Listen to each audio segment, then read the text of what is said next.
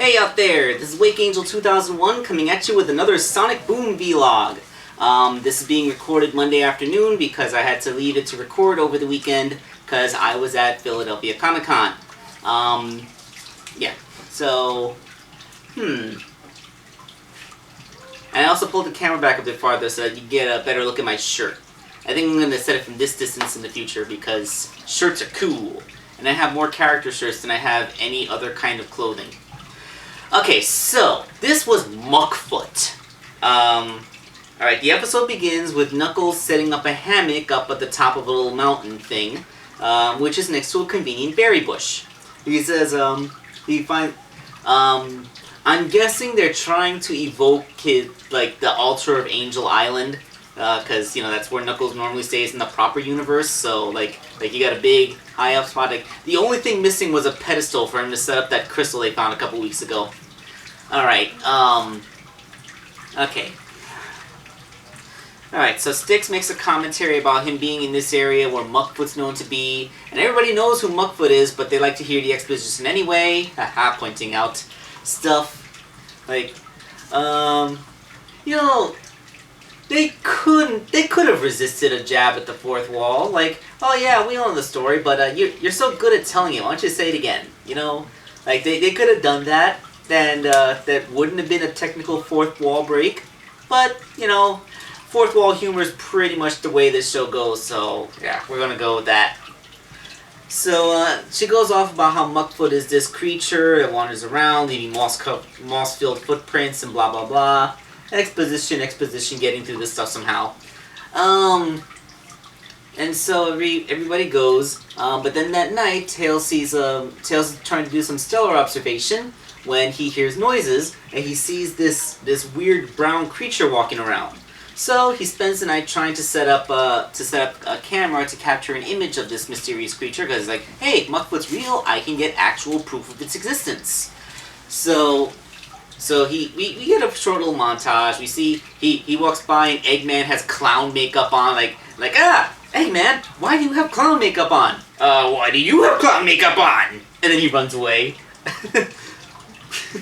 And then Tails tries to set up a Polaroid camera with a tripwire, but the Muckfoot steps on the tripwire before the picture is taken. So before Tails gets away, so we get a picture of his eye, which is just a picture of Tails' CGI model eye.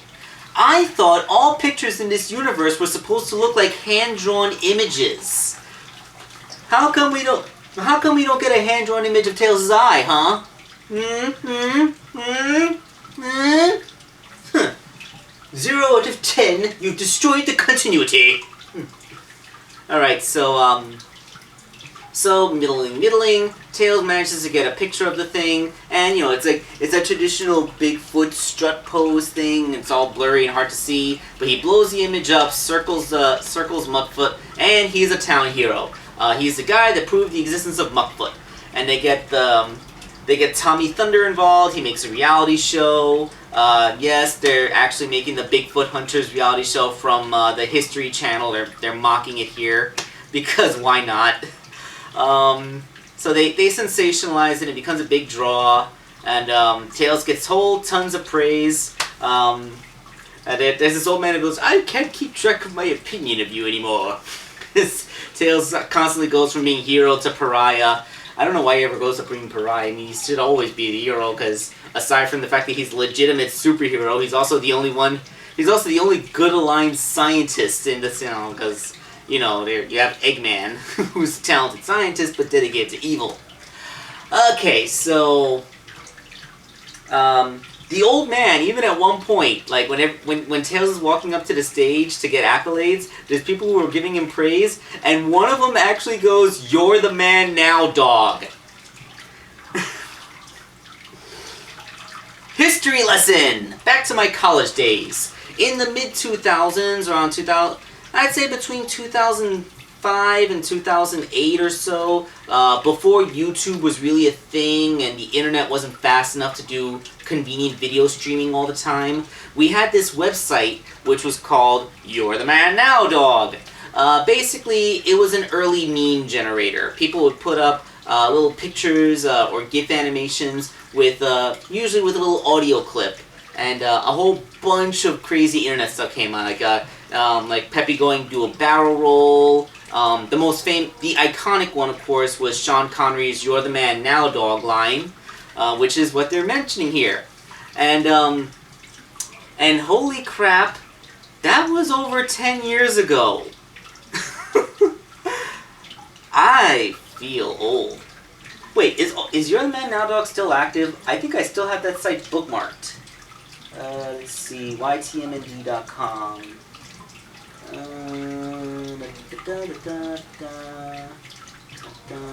Looks like I don't have my old bookmark anymore. Oh wait, there it is. Alright, so ytmnd.com. Yes, it still exists. It looks like, wow, I haven't been to the site in years, and it looks like they have done a lot of changes. They have contests. Oh, they recently created. Yeah, YourTheManNowDog.com is still a thing. It's still ytmnd.com. Okay. Well, look at that. But yeah, this thing has been a thing since before YouTube. It's I'm actually really impressed that they made a reference to it, especially because it's usually not all that it's not all that child friendly. There's a lot of adult humor on YourTheManNowDog.com. Huh. I'm gonna have to go back to YTMND. Actually, why am I even closing it? I'm just gonna go and browse some YTMND once this vlog is over. But yeah, a YTMND reference. Dang, I never would have expected that. Especially because I'm not even sure if the conventional internet exists in the Sonic Boom universe. Although I guess it kind of does, but they never really show them using it. Alright, so Styx is the one who's skeptical about this and says that Tails is all is allowing himself to be pulled in, but he says that he's gonna be cool about it, but you know, all this stuff. So they go into the woods again. They see Muckfoot again, but here it goes. It's Knuckles. All right. It turns out that berry bush that's next to Knuckles' hammock is actually naturally occurring Ambien. So we all know that Ambien is a sleep aid, but one of its common side effects is sleepwalking. So Knuckles eats these berries and they immediately cause him to go to sleep, but then he gets up and starts walking around in his sleep. And the first thing that he does is he walks off the little hill he sleeps on top of and lands in a big mud puddle, which covers him in muck. And then he continues walking around, and his snoring through all the layers of muck on his face sound like the growling of Muckfoot. So he wanders around the village for a while until he falls into a puddle, which cleans the woods for a while, until he falls into a puddle that cleans him off, and the puddle is right next to his hammock where he climbs back into, and then he has absolutely no memory that anything had ever occurred. Plus, he's a heavy enough sleeper, he doesn't notice any of this. I mean, damn, Knuckles.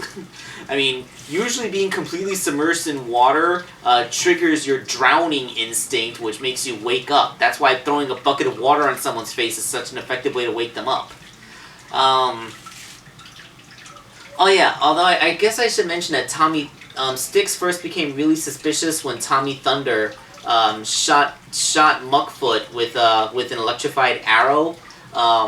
And then Knuckles woke up the next morning with a burn on his shoulder. He thought he might have gotten a moon burn. Styx said that it's not moon burn season. Whatever. Okay, fun fact, the moon reflects about 12% of the sunlight that hits it. So, under ideal clear skies, a full moon can be about 12% as bright as the sun. That being said, the ultraviolet light reflected by the moon's surface is much, much less. Like, just because it reflects 12% of the visible light doesn't necessarily mean it reflects the sun's ultraviolet light. Now, granted, I do not know if this is true. I'm just saying, like, we get a tan from ultraviolet light, not visible light. So, I would need to know if it's even possible to get a moon tan or a moon burn. Like, if you super concentrated moonlight, would you be able to focus enough ultraviolet light to get someone a sunburn? I mean, like, I'm not saying like burn them like just like how light when focused generates heat. I'm like saying, can you concentrate enough ultraviolet light from the moon's reflection to create a tan or burn? I'm gonna guess it's not possible, but then again, I have not done the research. There might be some studies that talk about how much ultraviolet light the moon can actually reflect. Might look that up on Google later, but, you know, that's just, you know, a wait for now. Okay, so we're gonna finish the episode. Tails, finding out that it's Knuckles, Tails is about to do a retraction and say that Muckfoot is actually just Knuckles covered in mud, but when he sees how happy everyone is about the story of Muckfoot, he decides to keep up the farce because he figures it's not really hurting anybody. The only victims are all the people who are buying the Muckfoot merchandise. So, you know, it's almost a victimless crime. That is until we get involved with Barker, the wolf. So Barker goes out and he captures Knuckles in a cage and he starts exhibiting him as Muckfoot. So this is when Tails confesses to Amy and Sonic that Muckfoot was Knuckles and they gotta rescue him. And Styx is like, "Oh, good, you've told the truth eventually." Well, Tails' story arc is done, and we can have some time. We gotta rescue Knuckles. Oh, right. Oh, she says, Tails' story arc is done, everything, happy ending, let's order some za. Like, whoa. Styx, you've been capable of ordering pizza this whole time? Why the hell does anybody eat at Meh Burger if they're capable of getting pizza? How expensive is this pizza? Or is it Meh Pizza? They don't really say. So Tails reminds Styx that they actually have to go and rescue Knuckles, which says, "Oh, alright, but I'm gonna order it now so it'll be ready by the time we get there." That's actually a prudent thing to do when you're ordering pizza. Because it takes about 20 minutes to make a pizza fresh. You don't want to get the stuff out of the warming tray. The cheese has had a chance to harden. It's not as good. So they go, they chase down Barker, and Barker knows that it's Knuckles covered in mud, because he's a con man, you can't con a con man, but he knows that everyone else is stupid enough to pay him top dollar to see the stupid thing. So they're gonna rescue him, but he calls out his dancing bears, and like, you think a couple of dancing bears can stop us? When he calls a bunch of ball badniks and a couple of scorps come out, and he's like, why do you always have to ask rhetorical questions? So they get into a fight, and it turns out that Eggman was there. He was living a childhood dream of running away with the circus. So like Tails like, oh, this is why you were running around the woods in the middle of the night with clown makeup. Like, oh, no, that's a different thing.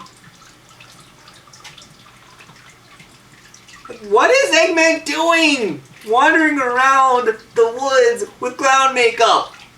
Like, you know, there's only two people that do that. There's It from The Shining, not The Shining, from, you know, wait, was that just Stephen King's It? I think that was just what it was called. Like, Mr. Pennywise from It. Yes, there's only two people who do Mr. Pennywise from It and pedophiles. So, Dr. Eggman, are you a pedophile, or are you a quasi-demonic spider entity from beyond the pale? Like, seriously, what the hell, Eggman? I mean, this isn't the first time we've seen a character who secretly has aspirations to be a clown. Like, I remember Mr. Bighead from Rocko's Modern Life, and that immediately dates me because I'm way older than most of my viewing audiences. But, seriously, Eggman, what the hell? So you know, they fight off the monsters, they fight off all the robots, and Tails figures that he can use the berries that he picked from Knuckles' bush to put everyone to sleep, so they'll sleepwalk away, in which Sonic does, and I have to wonder, like, Sonic puts the berries in their mouths, they chew and swallow them. This isn't a throw it down their throat thing. Like, they clearly see, like, it goes in their mouth and go, like, they willingly chewed and swallowed some weird substance that their enemy put in their mouths. Like, okay, to paraphrase Spoonie, have these guys reverted to some sort of suckling reflex where they will just automatically eat something placed in their mouths? I mean, what the hell? Like, spit that out! It could be poisonous! Okay, so they wander off, Knuckles is saved, and they're eating pizza as Tails cleans the mud off of Knuckles' face in front of the townspeople to show that Muckfoot isn't real. They all boo and walk away, but, you know, Tails still did the right thing and everyone's safe. and then as they all walk away, a Muckfoot hat's left on the ground, and then it's picked up by Muckfoot, because apparently Muckfoot turned out to actually be real. He puts it on and he walks away.